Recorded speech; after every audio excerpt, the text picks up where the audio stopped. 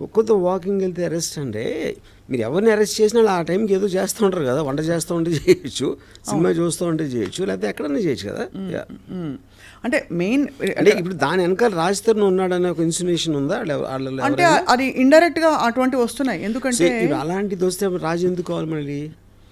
అంటే తను సహజీవనం చేసిన వ్యక్తిని తను ఏదో చెప్పి కుట్ర పన్నేసి పోలీసు జ్యుడిషియల్ రిమాండ్లో పెట్టించినప్పుడు ఎందుకు కావాలి మీకు అప్పుడు?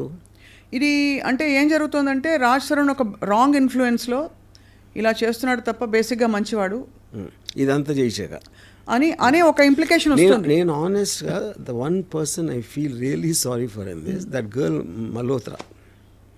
ఎందుకంటే ఇప్పుడు వీళ్ళిద్దరు ఒక హిస్టరీ ఉంది, ఏదో ఎన్నో ఇయర్స్ వాళ్ళిద్దరు కొట్టుకుని ఏదో సంథింగ్. ఆ అమ్మాయి తన కెరియర్ కోసం వచ్చి చేస్తే ఇప్పుడు మొత్తం ఇంత దారుణమైన నెగిటివ్ పబ్లిసిటీ ఆ అమ్మాయికి ఇచ్చారు ఫైనల్గా. Of course this girl you know